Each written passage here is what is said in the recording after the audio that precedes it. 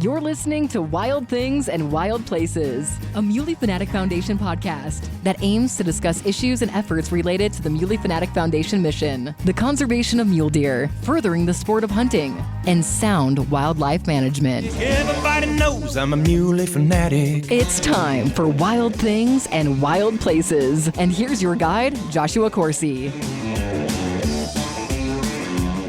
Welcome to another episode of Wild Things and Wild Places. Joining me today, Paul Ulrich, Vice President, Jonah Energy, former past president of Petroleum Association of Wyoming, sportsman, avid contributor to Cowboy State Daily, fossil finder, hunter. What other badge do you wear?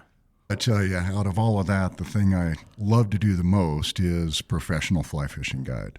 I did not know that. Josh, out of all the titles I've got, just being a guide on a Wyoming river is the most beautiful job in the beautiful place. Josh, I love our water. I love to fly fish. I love to hunt. Yeah. I love to fly fish, and fly fishing really is my passion. It is. And after a while, you want to give back. I don't make any money on guiding because everything I make, I end up buying new gear. Put it right back in. As we all do, right? Yeah. Put it back into the water, put it back into gear or my boat or the clients, and taking somebody out, whether they've had a ton of experience fly fishing or it's their first time on a Wyoming river with a fly rod, and putting them on fish, something special. Wow, good for you, man.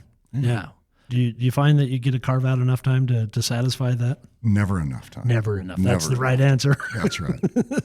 All right. This is a very important conversation, and I'm glad we were able to connect to be able to bring this to fruition, because I think this is an important message that a lot of folks need to hear. Oftentimes there is, and maybe I'm mindful of it just because of the arena that I'm in as within the conservation community, but there is this just profiling that occurs with conservation and industry specific to oil and gas in particular, that people want to just pit them against each other, or that they're on opposite ends of the spectrum. And those of us that are in that arena know that could not be further from the truth. But I wanted to talk about it and talk why that isn't the case, because we're certainly not anti-oil and gas. You're certainly not anti-conservation. Where do you think that stems from? How do we correct that? How do we start a new conversation that talks about conservation doesn't happen without collaboration? And conservation is about living within the uses of our resources. It's not preservation. It's living within and then being able to be mindful to make the best decisions we can to conserve those resources. And oil and gas is, quite frankly, the one problem I see with oil and gas is you guys don't do enough to blow your own horn and say, look what we do. But where does that come from? Josh, excellent observation. I'll start with that. And I do believe this comes from those that don't work on the ground in Wyoming, that want to see conflict, that want to see fights, and want to see that strife between, quote, industry and conservation. And in Wyoming, we've proven it wrong time and time again. We proved it wrong 15 years ago with our sage-grouse core area strategy. We prove it every day with our collaboration with groups such as Muley Fanatic Foundation and others. And to me, the most important place we prove it is day in and day out on the ground with oil and gas workers that are also hunters, that are also fishermen, that are also contributing to your organization and other conservation entities.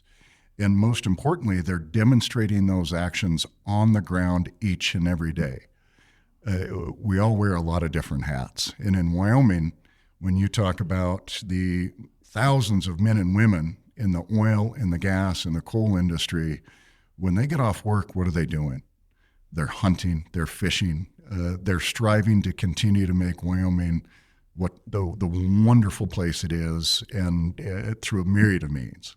No, I don't think I could have said it any better, because you work hard, but then you want to play hard. I think that's for each of us, no matter what background we have, and we choose to live in Wyoming. It's not a mandate. We're here. It's certainly not because of the weather this time of year, but it's because of those wide open, wild places, and that there's something about that rings true in all of us that live here, that we value that. And it comes with a responsibility. We're stewards of this landscape on this time in the timeline of history right now.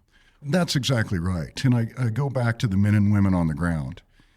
Oftentimes they've been here for generations. Their parents and their grandparents taught them exactly that: stewardship, responsibility, and taking care of our environment. Sure, their day job may be in oil and gas or coal or any of the other great industries we've got in the state, but they want to make sure that when they have their time off and when they're out on the weekends recreating and enjoying our open spaces, that it's going to be here for another 100, 200, 300 years for the generations to come. Yeah. I'm curious of an observation that I have come to know to be somewhat misguided. There is this element that thinks of conservation as being far left or green. You know what I despise? I despise being put into a box. I despise the fact that you know where I'm at in the principles that I value because of an association of what you think I do in my occupation. I couldn't be further from the truth in some of those, and in some of those I'm very much maybe there. But the idea that you can put me in this box, I find it to be repulsive and deplorable, to be honest. Josh, I completely agree. Aren't labels such a terrible thing in society these days? They are. You know what? I live here. I love the resources that we have, natural, the innovation of man. I love where we are as a species and what we're doing. And I truly believe I don't come across many, and if I don't continue to come across willfully, folks that put their best foot forward to do the best they can. Isn't that what we're charged with? We are. And in Wyoming, we live that. And that's where the serious challenge and problems of labels gets everybody in trouble outside of these borders. They believe that if you wear a hard hat, you're against conservation or wildlife or any myriad of things. And every day you walk out of this office, I walk out of my office, we see a very different environment. Yeah, very much. We see individuals that are passionate about our wildlife, passionate about our economic foundation of oil and gas, and they work towards both. Yeah. And I can tell you, it's your industry. I don't know or pretend to know the ins and outs of your industry. I know it's heavily regulated, good, bad, or indifferent. There always seems to be a crosshair, I'm sure, that you feel about the industry that you represent and the activities that you take on. Is that a fair, or am I putting you in a very box? Much fair. Yeah. All you have to do is pull up a news site or listen to the nightly news from any myriad of news sources, and there is a bullseye on our back. Yeah. Some would say this administration has a bullseye on the backs of oil and gas. From my perspective and Wyoming's perspective, I would challenge everybody to dig a little bit deeper and understand what we're doing, why we're doing it, and most importantly, for those of us that live and work here, how we do it responsibly. I am firmly convinced that Wyoming, and certainly here in the western part of the state, produces some of the most responsibly produced energy on the planet. Our emission reduction programs, our wildlife programs, our surface disturbance reduction efforts, the list goes on and on. I would challenge anybody out there to take a deep dive into what we do, and I'm welcome to take them out to the Jonah field and show them just how responsible energy production can be. We have the ability in Wyoming, and we're proving it, to lead in energy production. We've been doing this for a long time in this state. We're hopeful we can continue to do it for a long time. We are producing some of the most responsibly produced energy in the world. And I would encourage anybody to come out to Wyoming, come to the Jonah field, come to western Wyoming, and we're going to prove it to you. Yeah. We're going to demonstrate the balance that we all desperately fight for in this state. That's the aim, isn't it? The balance? Absolutely. Yeah. Yeah, it is. We all need energy. And our energy needs in this country are insatiable. So where do you want to get it? From a state that values conservation and values responsible production, or elsewhere? Right. I would submit most Americans want us to produce clean, responsibly developed energy by reducing emissions, protecting wildlife, protecting migratory corridors, and all those other values we care so much about. Yeah, it isn't just about take. It really isn't. And I would think that as a resident of Wyoming, that's a badge of honor that I'm proud to wear. But beyond that, At the core of who I am, an American. And I do believe as the strength of this nation in the global mix of things, energy independence is absolutely critical for the defense of what we have and what we believe in the way we live. Josh, as a veteran, I couldn't have said it better. Yeah.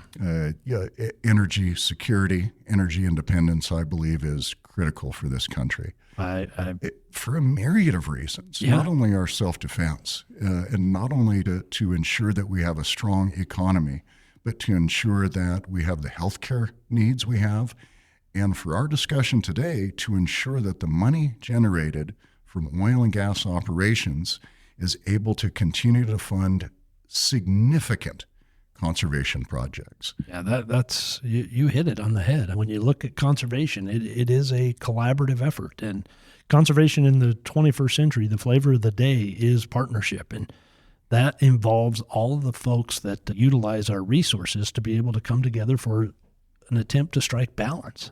And that's what we've been able to achieve in Wyoming. Yeah, let's talk about your background, because I know now as the VP of Jonah Energy, that's a position that is, of its own stature. It speaks volumes of the career that you've had, but your background goes back a lot further than that. You've been in this arena for a while. In Canada, the whole development of the Jonah field, you've been there at the ground level from day one. For a long time, and Josh, that certainly dates me, but I cut my teeth in the oil and gas industry in the Powder River Basin coal bed methane boom in the late 90s after I got out of the military. I'm a Wyoming kid, born in Laramie, raised in Meeteetse and Cody and Kemmer, and raised with a family that have deep roots in this state when it comes to our agricultural industry, our mining industry, in particular coal miners out of Kemmer. Obviously, as you mentioned earlier, the fossil industry. When I was bound and determined I was never going to come back to the state. That's funny. When I left to do my time in the service in the Army, I said the same thing. I was like, goodbye. I signed up in September of my senior year. I knew the plan. Upon graduation, I was gone. Josh, it don't take you long to see what else is out there to realize how good you had it. Is that not true?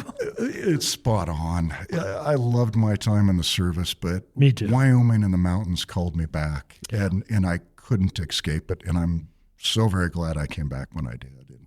Started a career in the oil and gas industry. As I mentioned, cut my teeth in the Powder River Basin.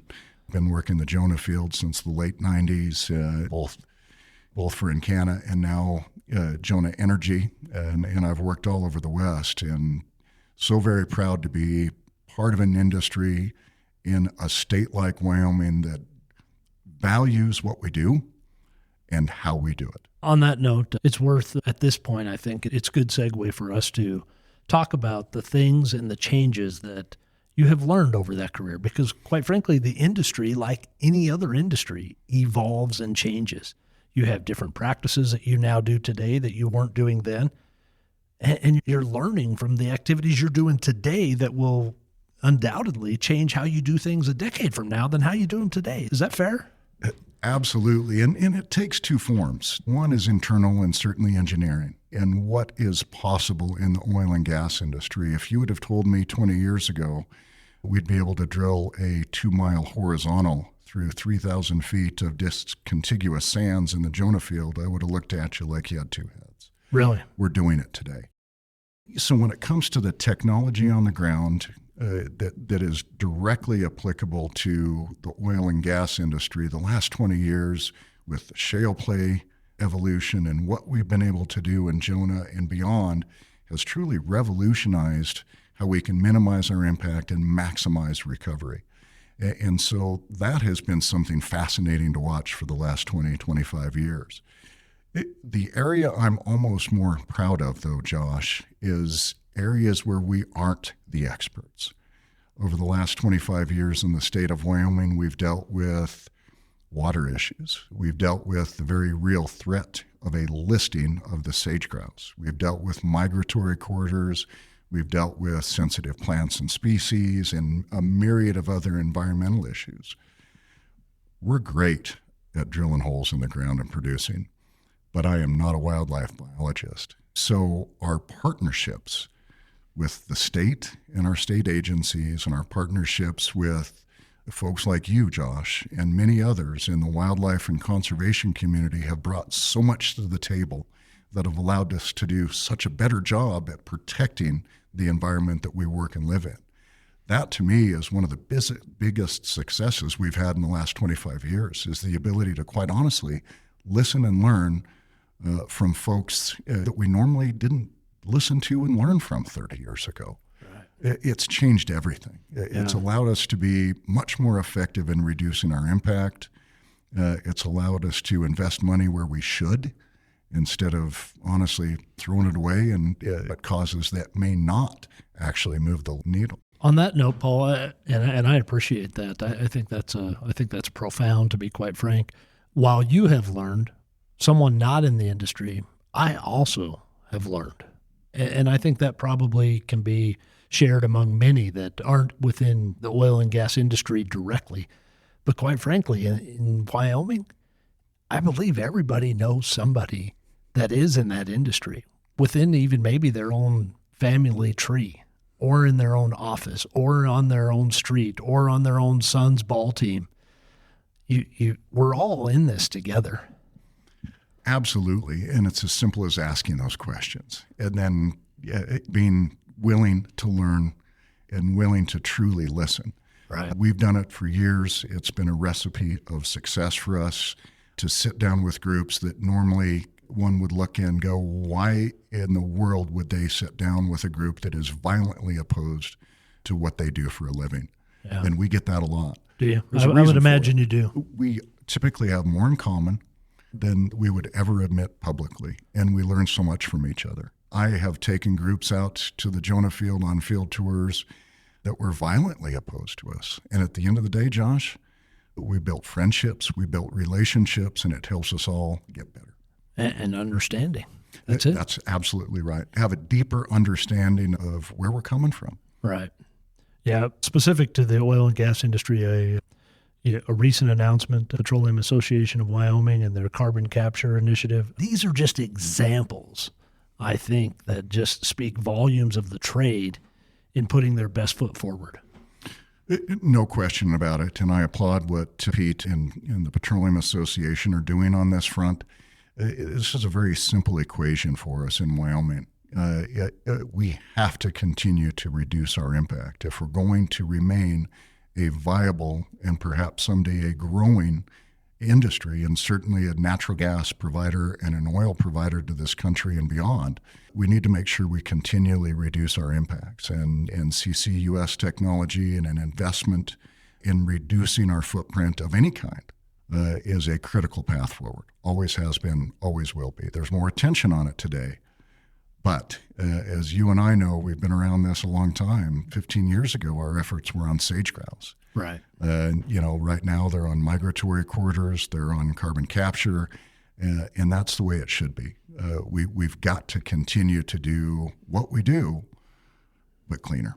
Speaking of migration corridors, very early on when that conversation started to become more vocal and more stakeholders started to engage, my first concern, I can look back on that, is a migration corridor that has been done through scientific research looks like a line on a map, and a line on the map looks like it's going to be littered with restriction, and that is going to be a challenge. Wyoming has shown, I believe, in how we were going to look at that, the value of that, and how we could address it collectively together with partnerships. I think Wyoming's leading the way. I really do. Josh, absolutely. We are seeing it with migratory corridors. We saw it with sage grouse conservation. Wyoming's blueprint is not complicated. You said it. It's working together. It's partnerships. It's trust. And we've been able to demonstrate that time and time again in Wyoming. It sure would be nice if the rest of the nation took note, wouldn't it? Yeah, absolutely. Yeah, I concur wholeheartedly. All right, I do want to shift gears because this is something I wanted to visit with you about. You and I both on the governor's task force with the Rock Springs Resource Management Plan draft. Of course, everybody is very familiar with that by this point. It caused an uproar. It caused a lot of concern, and for good reason. It did. I've always respected the process, even the shock and awe that came with the release of the draft on August 17th. I think we were all taken by that. But I tried to read between the lines. I tried to understand that there is a process. You and I have both been involved in several RMPs. The final product always takes different shape than what was released in the draft form. But the draft form does, in my mind, give an indication of the initiative or the agenda or direction, if you will, that is coming from DC. And it reflects the current administration. And I don't think that's out of line to state. I think that's a fact. I think there's historical observations of that. But when it comes to the final product, the part of the process that I do find to be extremely valuable is the room for public engagement and for folks to be able to have a voice and be able to shift maybe that direction or even perchance change. And this draft needed some change. It needed a shift. It needed a change. And it does. We're not there yet. We don't know what the final product is. But as you and I both got to hear on Friday in our conclusion of our task force in-person gathering, the director of BLM, Director Tracy Stone Manning, she came to Wyoming. I appreciate those efforts. I applaud her in extending the comment period. I think that was invaluable for as much uproar that draft had caused. Governor Gordon and his leadership to be able to facilitate this team of stakeholders, us included, to be able to weigh in on this and how our values of what we represent.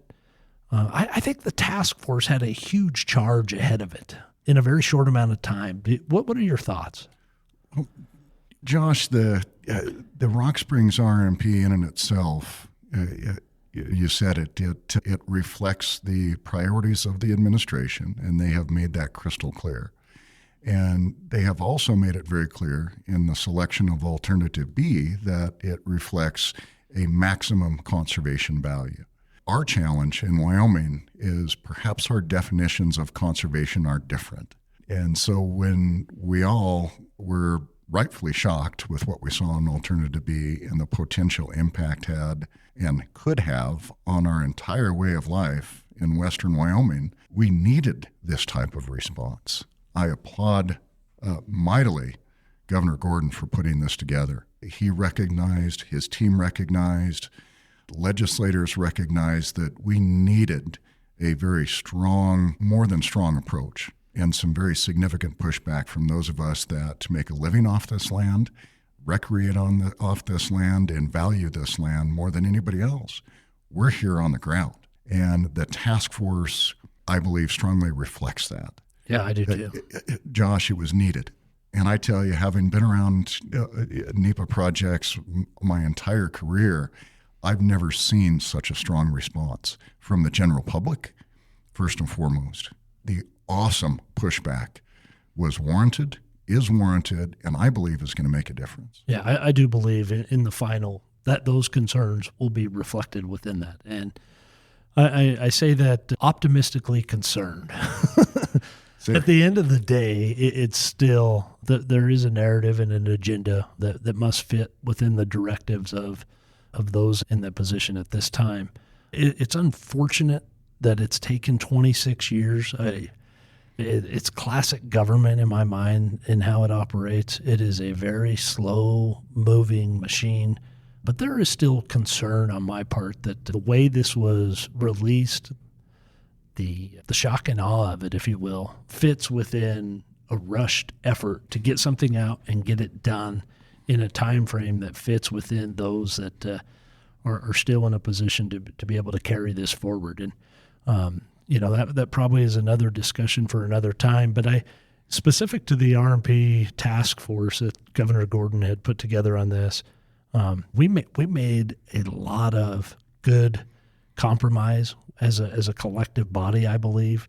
I can tell you that there are things within that RMP, because it is a very daunting document to try to go through and try to look at that from multiple views of multiple interests.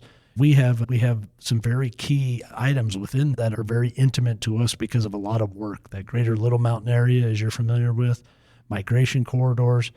But I got to tell you, when we had the discussion about national historic trails and the visual resource management class identification and the buffers that go with what was proposed in Alternative B, I was floored by the impacts that could have. That I wouldn't have sought out to go within the document and seek out management actions referring to national historic trails. It just wouldn't have been in my wheelhouse or the privy of something. There were so many other priorities I had. But that one and the impact that it would have to your industry, I think anybody across the board, and as we've seen within that task force, to vote with consensus, that's not good. That's not a good thing for Wyoming. That's not a good thing for our nation. No, Josh, it's not. And the challenge that we're all waking up to with the resource management plan and any 2,000-page NEPA document is not only what we know, but what's even more frightening, what we don't know. Yeah. A lot of elements of this resource management plan were a complete surprise. These are not policies or policy recommendations or management actions that we have seen before. And some, including the National Historic Trails 15-mile buffer, was absolutely shocking to me. It points to a larger concern and a larger problem that we have. And that is, in Wyoming, we're really good at making decisions for ourselves, and we've done it for a lot of years. In this case, we were blindsided. Wyoming's done an excellent job charting our own path forward. When we're challenged with resource management plans like this, it can create a lot of chaos and a lot of concern, and rightful concern. Biggest concern you had right out of the gate as you just barely were able to get into this fresh document? My biggest concern was an alternative selected that, from at least our understanding, was somewhat divergent from what the BLM and cooperating agencies had been working on for years. And that is concerning. I will tell you that after our meeting last week with Director Stone Manning and other BLM leadership, they're listening, and they understand the value and importance of partnering with Wyoming and partnering with our citizens and partnering with our conservation groups and our sportsman groups and the industry and our cooperating agencies. And I truly hope that they take it to heart. The devil's in the details, right? It is. They've also made it clear they want to put this to bed by the end of this first administration.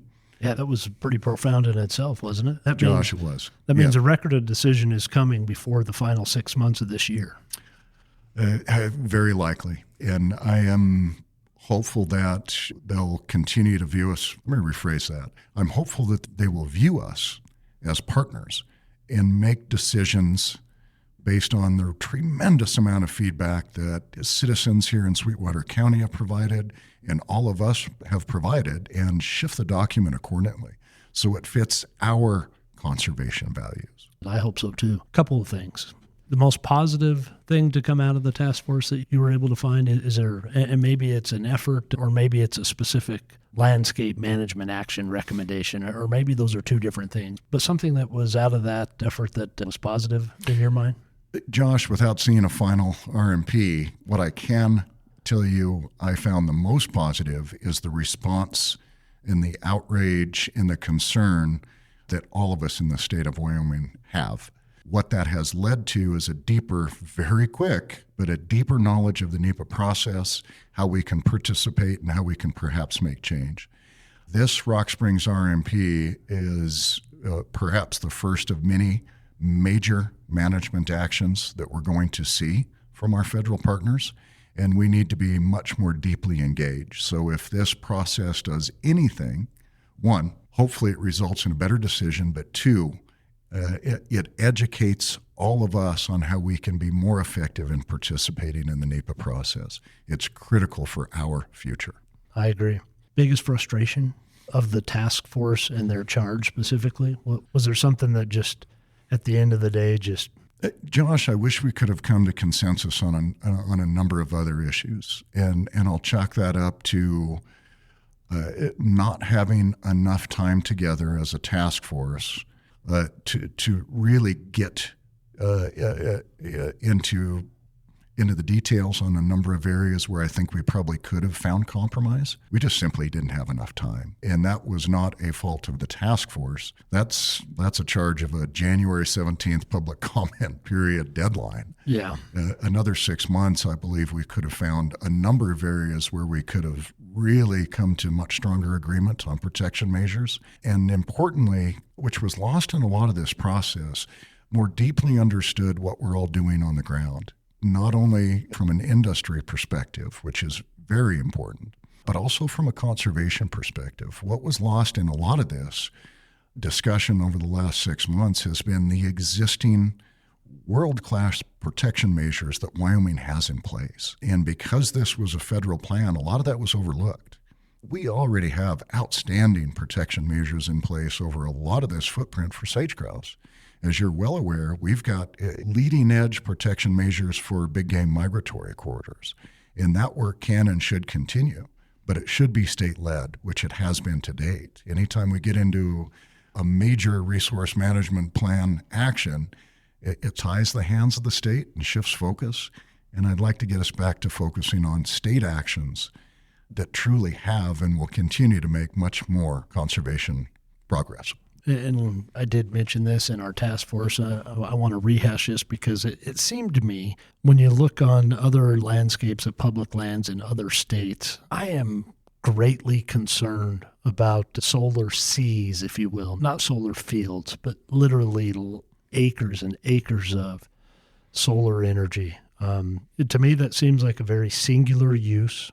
BLM has a charge of managing for multiple use.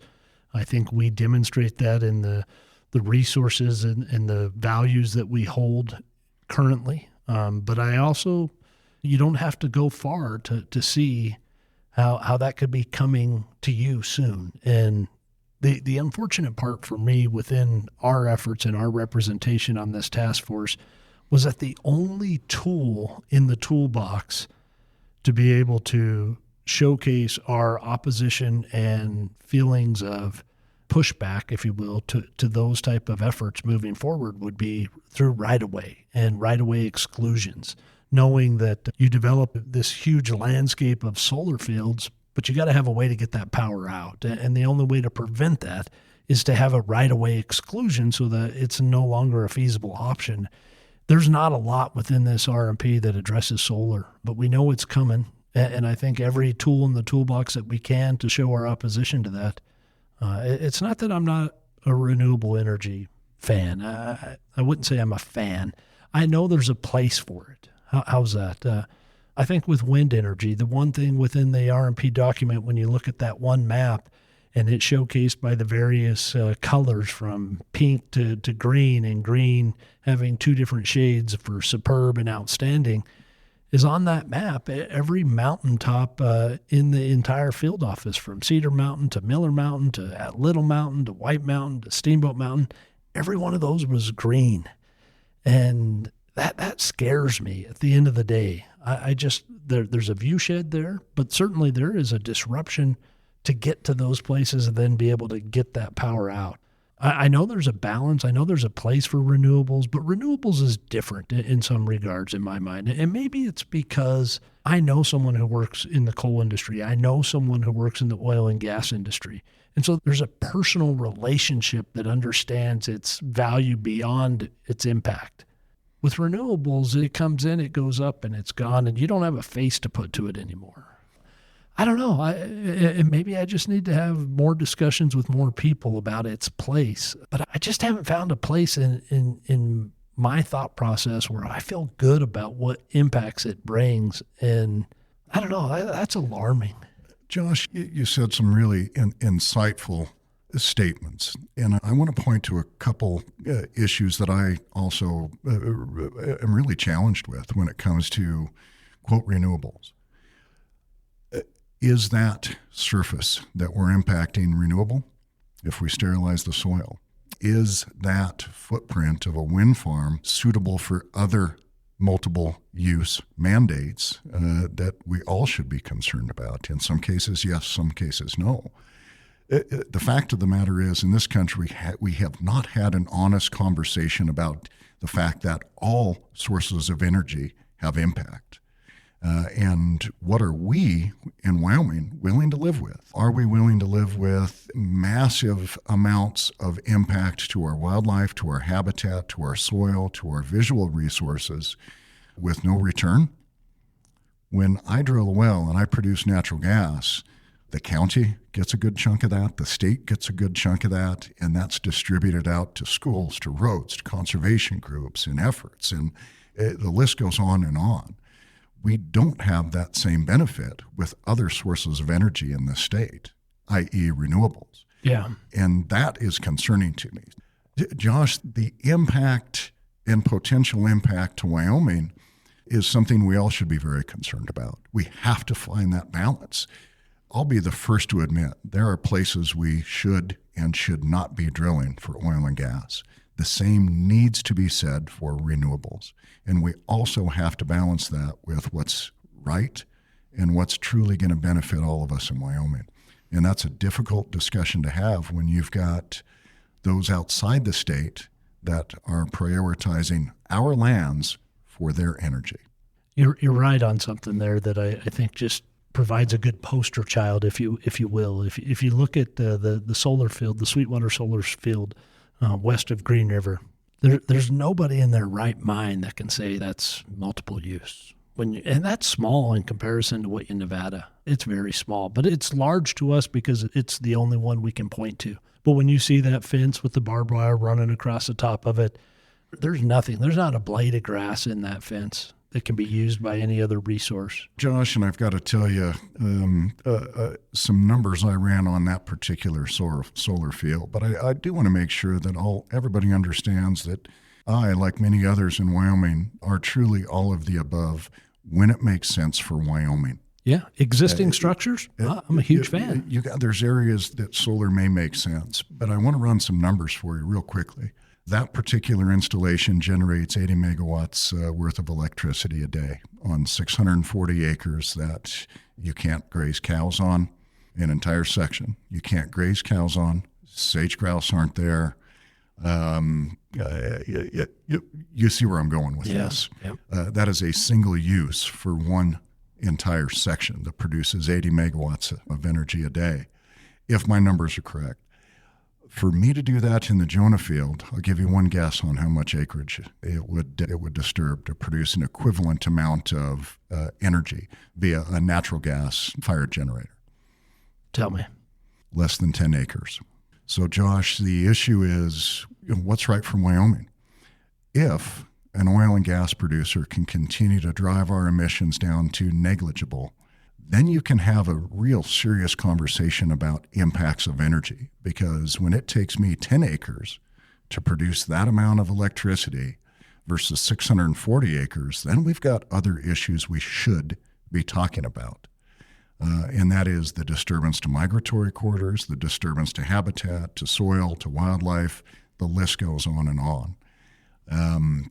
Those are powerful numbers that we need to be discussing. In a very real and frank conversation. Yep. Yeah, absolutely. Yeah, we've got to be honest about impacts of all energy, and we've got to be honest about our energy consumption in this country. As I mentioned earlier, we have an insatiable appetite for it. Right. And more people are looking to Wyoming to provide it. Yeah.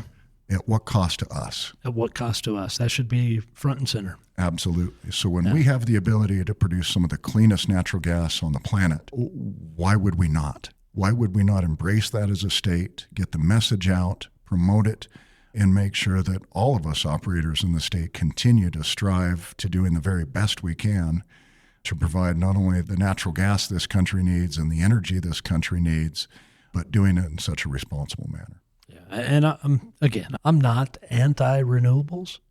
There's a place. There's a place. If we have existing structures that can be used because they're there and it supplements the energy consumption that is needed, that makes sense to me. I can connect those dots very easily. Landscapes and habitats that are becoming far and few in between. I just don't want to see the disruption.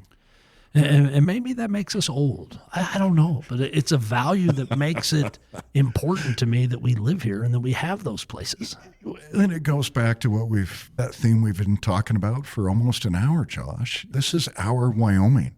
Right. And more between the Rock Springs RMP and other efforts, it seems our ability to forge our own future is being chipped away. And I firmly believe we've got to push back on a number of different fronts so we can keep Wyoming the way that we grew up with and the way we want it for generations to come. And that's going to take a lot of skin in the game. And one thing I do know is you're in for the long haul, I'm in for the long haul, and a lot of other people in this state are too, and that gives me hope. Yeah, that does give me hope. You're right. Yeah, and we are better for this RMP draft as just an entire region of the state, but I would say even beyond that, the entire Cowboy State. I mean, somebody in the northeast corner of Wyoming heard about the Rock Springs RMP. And the message there is, it's coming to you eventually. And it is. And to me, that is one great outcome out of a very challenging draft RMP, as it got everybody's attention. Yeah. And it's forcing us to do what we've always done well, and that's stand up for our values and our rights and what we believe in and protect our state. Terrific. I could have a lot more conversation with you, Paul, because I value you as an individual. I value the experience that you've had in this arena, the times that we have spent in Cheyenne during the legislative session. I've always appreciated just the thoughtfulness and the concern that you have for truly what is putting the best version of Wyoming forward, not just in the now, but being mindful to look ahead. So thank you for this time. It's been great. Anything that you want to close with? Anything you'd like to add? Josh, appreciation for you and your team and what Muley Fanatic Foundation has done for the state.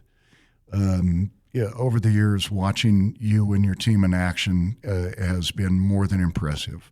The passion for our wildlife, the passion for our way of life in Wyoming is apparent.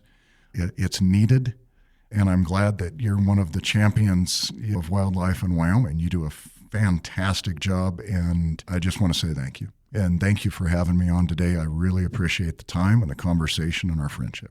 Likewise. Thank you.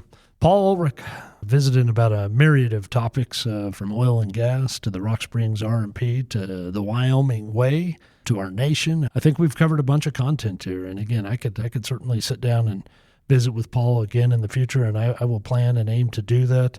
My challenge and my charge to you as a listener of this podcast is to share this, to let it resonate with others. I think both Paul and I have made it very clear we're very much in this together. We align on a lot more things than we don't, and I think that's true for a lot of different aspects of our lives in various folks and backgrounds that we come across. And this would be a great opportunity for you to really showcase, and maybe someone that isn't in the hunting fold or isn't in the oil and gas fold, you would just maybe forward this and say, hey, take a listen to this. And if it spurs some content dialogue and further questioning, please reach out to me, because I'd certainly be very much interested in revisiting some of these subjects and maybe some of the content suggestions that could come from that. So again, thank you, Paul, and thanks for listening to Wild Things and Wild Places. Happy trails. And that wraps up another episode of Wild Things and Wild Places. But remember, the journey doesn't end here. Make sure you never miss out by subscribing. Whether you're listening to us on your favorite podcast platform, streaming us on our website, or following us on social media, subscribing is the best way to stay connected. Thank you for joining us, and stay tuned for more wild episodes. Everybody knows I'm a muley fanatic.